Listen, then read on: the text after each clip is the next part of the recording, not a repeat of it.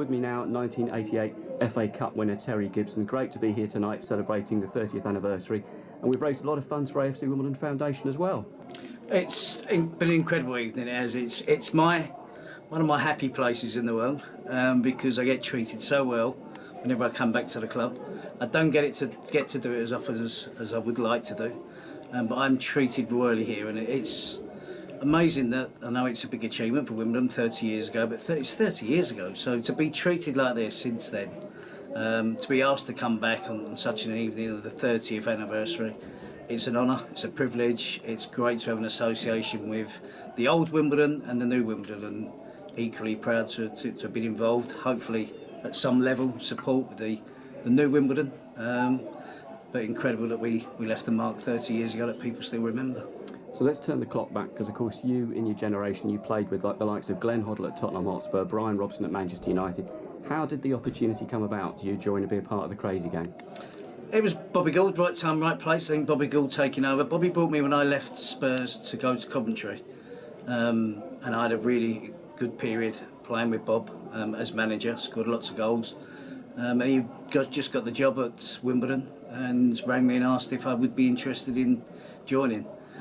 I was not getting as much games playing time at Manchester United as I was hoping for. Detested reserve team football. Wanted to play first team football in the first division, preferably back in London, although it wasn't the be all and end all.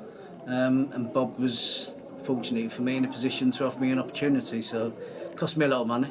Lost half a week's wages every week I played for Wimbledon compared to what I was earning at Manchester United. But I knew what was at stake. I wanted to get on and enjoy my football again, play first team football. Lo and behold, we won the FA Cup in my first season here. So for me and Bob, it was poignant because we were both at Coventry before, and they went on to win the FA Cup. And when we joined up together at Wimbledon, it probably wasn't at the forefront of our minds that we would win it. Not that season anyway. But I remember speaking to Bobby after we won it on the cup final, the night of the cup final after we'd won, and we made a point of mentioning the fact that perhaps we thought the best opportunity had passed us by, and here we were a year later winning it with Wimbledon. You're telling also the interesting story tonight about the fact that you may not have been the only Manchester United player that would have come to Wimbledon. There was a story of Paul McGrath. Yeah, because I think people realised what Wimbledon stood for. They were upsetting people. There was a bit of fun involved, and people generally thought it was a fun place. I was excited at the prospect of not knowing what I was walking into. You know, I'd the characters that weren't particularly big names at the time, like Vinnie Jones, had scored a goal against Manchester United in a previous game, was making a name for himself. The fact this team had risen from the lower leagues, they were doing it with a smile on their face, they were doing it with a snarl on their face when they were crossing the white line. It appeared a fun place to be, as opposed to the Manchester Uniteds of this world where the pressure was intense.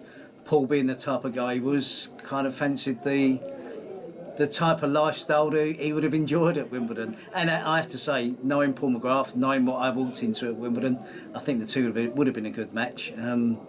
But it was, you know, it wasn't joking when he said it. He actually, at the time, it wasn't long after he left. But at the time, he just said, "Oh, have a word with him to see if they'd be interested in me playing for them." Of course, they would have done if they could afford him. And in terms of the day itself, I mean, in terms of it being a shock and still looking back on it upon now, I mean, Wimbledon actually had a very good season in the first division, but Liverpool, looking back at that generation, then they really were a massive, massive club then. Yeah, I knew when I was joining Wimbledon that they were a team that should finish top 10. I knew that they could have a good cup runs, but I also knew, of course, when you go to play Liverpool, they were, I think I heard Laurie say once, they were the current Manchester United, Manchester City, Chelsea, Arsenal and Tottenham all rolled into one, where they won everything every year. It kind of annoys me that they're classed as never winning the Premier League, so I don't see any difference between the First Division and the Premier League. It's like it's the same top flight of English football, winning the title. It's a brand, it's a different corporate name, but Liverpool at that time were running away with it every season. No one could compete with Liverpool. And they weren't spending huge sums of money. So winning European Cups, it made it all the better for us that we won the FA Cup, which was a huge achievement, but to do it against Liverpool, and you know, one of the most renowned teams of that generation, the team of its generation, makes the achievement even more memorable. And the team itself at the time was coming together as a transitional period when it first came about, didn't it? Because you had the old era of the Crazy Gang and Dave Bassett, and that was already there before Fash and Vinny came along, and then they sell Nigel Winterburn, they buy an entire new back four and progressed on to help to win the FA Cup. Yeah, it's interesting when you see the makeup of the team. There was some young players as well, like Andy Thorne. He made his way into the first team, and in really fierce competition. And then the new players in the team that started the final, the two fullbacks were new, and probably me. I think there might have been it. Andy Young coming through the youth ranks. Oh, Eric Young. Shouldn't forget Eric Young. I know he's gone missing, but I won't forget Eric Young. So there was that blend of new and old. We had to earn our stripes to show that we were sticking to the system, that we weren't going to come in and demand that we play, with the ball to feet, play passing football. It was what it was. We Wimbledon squeeze up high, athletic back four, pressure from the front, long balls in behind, into the same positions week in, week out, set pieces. No one was going to score against us. We were going to threaten at every set piece opportunity. So it was all straightforward stuff. It was just adhering to it, sticking to the system, and getting on board with it. And once they realised that we wanted to do that, we wanted to be successful. We didn't want them to change. Bobby Gill didn't want them to change. Don Howe didn't want them to change. So once we were all on board, it was a special atmosphere. We're talking as well tonight about that evening before the FA Cup final. What's the story about that in terms of, did you all go off to the pub then? Yeah, it was. I didn't have a drink. I didn't drink much anyway. No, I was not going to start the night before the FA Cup final. One or two might have had half a pint. It was just literally a walk up the common, walk into the pub, and take away the pressure of a work environment where we'd spent all afternoon and evening training, eating at the evening meal time, and then we were going to have 3 or 4 hours just kicking our heels about, probably getting more nervous. So it helped that for a change we were all together, walked across the common to the pub, and then back again. We were in there no more than 5-6 hours. No, half an hour at the most. And then there's made the point that when we came back, it was quite surreal that we were on our own, just been down the pub as mates, and the next day we were playing probably the best team in Europe, 100,000 people at Wembley, and on the day, in danger of getting embarrassed if we didn't, do it properly. And on the day itself as well, I mean, the goal, the Laurie Sanchez's goal, you were talking about the positioning for the goal as well. How are you all lining up for that set piece? Yeah, we had various set pieces, but we did kind of shake things up. There was a game against Newcastle in the 5th round. I scored that same goal. But that was where I was on that particular week. So it was a question of just shifting things about so that the opposition couldn't watch us one week and go, Laurie was saying number 1, that would be near post, 2, 3, 4, we'd have a line of players. On that occasion, I was out of that line because there was I think it was probably Corky, Sanch, John Fashioner. There was 4 or 5 bigger players than me. So against Newcastle, it might have been slightly different. So that week it was meant to be, I'm not sure, we never got to the bottom of who was number 1, but Sanch was 2, Corky 3, and Sanch went to number 1 because number 1 didn't turn up. I'm pretty sure it weren't me. And Sanch got the goal. But we did work so hard on set pieces. The penalty save itself as well, I mean, it's such a famous moment in Wimbledon history and Wembley history as well. I mean, Dave Besant, he'll be forever remembered for that.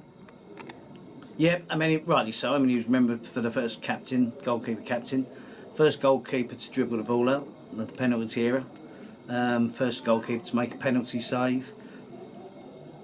You need a little bit of luck in a cup final, of course you do, but there certainly wasn't luck. He chose the right way, made a good save. It wasn't a poor penalty by any means. It still needed a really good effort from Dave to save it, and from then on we probably thought that it's going to be our night now, our afternoon now, and Liverpool probably lost a little bit of belief and became frustrated after that. But it's great that it's still one of the cup finals, not only Wimbledon supporters talk about, but in general people do remember that. If you're a certain age, you do remember that particular cup final, which makes it even more pleasing.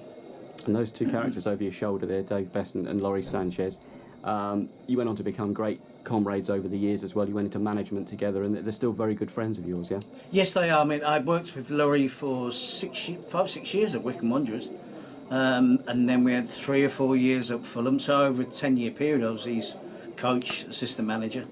So at Northern Ireland, to go and beat England, to beat Spain, and probably set Northern Ireland on their way to what they've become, to be honest.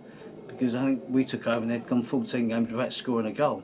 In our first game, we lost 4-1 against Norway. When we scored, the roof came off at Windsor Park. We thought, an easy crowd to please. This lot, we if we can get half decent, atmosphere was incredible. If we can get half decent, give them something proper to cheer about, then we'd be on the right track, and that's what we did. We made them competitive, got some big wins, as I said, against England and Spain. Lovely experience. Wycombe Wanderers, we got to the semi-final of the FA Cup, where we lost to Liverpool on that occasion. So I've been, to have the opportunity to work with mates, with friends, for as long as we have done. We go back to 1987 when I joined the club. So the friendship is long, will remain, and we've had some good professional moments, some outstanding professional moments between us. So it might happen again one day. Absolutely, and of course, coming up to date now with this story here, AFC Wimbledon. I mean, raising funds here tonight. Good to see so many Wimbledon fans here that were Wimbledon fans back in the day as well. I recognise a lot. Exactly. What have you made of the story now? I mean, because it goes from strength to strength, and of course, getting back to Plough Lane. That's it. The whole thing is it really is incredible, and to think where they've come from. And I made in the talk on stage tonight about actually getting up and doing something. I've loads of ideas. Some I get up and take action and do stuff, and this was a major idea, and it needed major work. It needed a huge commitment from a huge number of people, and I'm so grateful that they've done it, because it was so wrong what happened to this football club. I was part of the team that moved to Selhurst Park. I kind of sensed it might be the end of the club, because we lost their spirit, we lost their home. It wasn't any good for us as players to play in an empty stadium that didn't belong to us, that belonged to another football club. And the club was scratching around and searching from then on. So I kind of feel like the Wimbledon were picked on, and it was allowed to happen to Wimbledon because they had a smaller fan base than many other top flight clubs. It wouldn't happen to a Tottenham Hotspur. You wouldn't be able to steal Tottenham Hotspur because they got a bigger fan base and move them up the road to Milton Keynes. It wouldn't happen to any other club. But I think Wimbledon were picked on. It should never have been allowed to happen. And I'm so grateful that the club still exists in this form. The essence of this club is exactly the same as the old club. So that makes it even more remarkable. 16 years, is it, that they've managed all those promotions, surviving in the third tier of English football. It's an achievement that so many people should be proud of. And do you know, it ain't going to end there. It's going to continue. And I know, hopefully I'm around long enough to see, I know where they get back to where they belong. Absolutely, Terry, that's a really good point to end it on, and thanks very much indeed for your time. Pleasure. Thank you.